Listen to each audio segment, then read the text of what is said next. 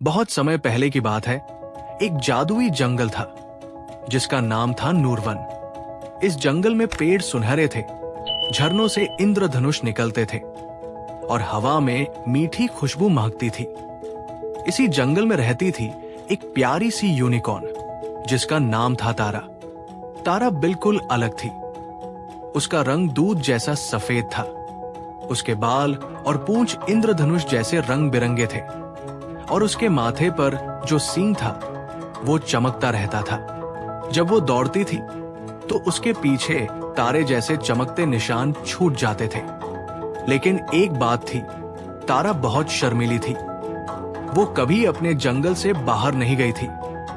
उसे लगता था कि बाहर की दुनिया में लोग उससे डरेंगे या उसका मजाक उड़ाएंगे। एक दिन की बात है, एक छोटा सा खरगोश मोमो रास्ता भटक कर नूरवन में आ गया। वो बहुत डर रहा था और रो रहा था। तारा ने जब उसे देखा तो उसके पास गई और बोली, तुम क्यों रो रहे हो छोटे दोस्त? मोमो ने सुबकते हुए कहा, मैं अपनी मम्मी से बिछड़ गया हूं। मुझे घर जाना है लेकिन मुझे रास्ता नहीं पता। तारा थोड़ी देर सोचती रही, फिर उसने अपने दिल की आवाज सुनी, मुझे इसकी मदद करनी चाहिए। ये पहली बार था जब तारा अपने जंगल से बाहर निकली। उसने मोमो को अपनी पीठ पर बैठाया और चल पड़ी एक अनजान सफर पर। अगला पड़ाव था एक अंधेरी गुफा जहां कुछ भी दिखाई नहीं दे रहा था। तारा ने अपने सींग से रोशनी निकाली और रास्ता साफ हो गया। दूसरा पड़ाव था एक टूटा हुआ पुल।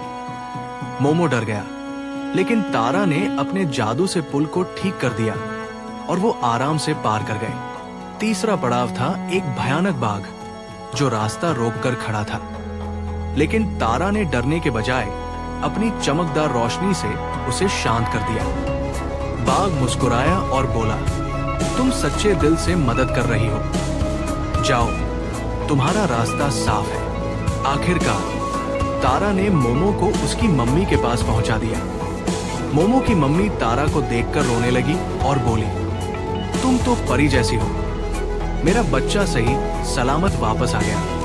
तारा का दिल भर आया, लेकिन अब उसे समझ आ गया था, असली जादू मेरे सींग में नहीं, मेरी नीयत और दिल में है। उस दिन के बाद से तारा हर किसी की मदद करने लगी। यूनिकॉर्न तारा बन गई। कहानी से क्या सीख मिलती है?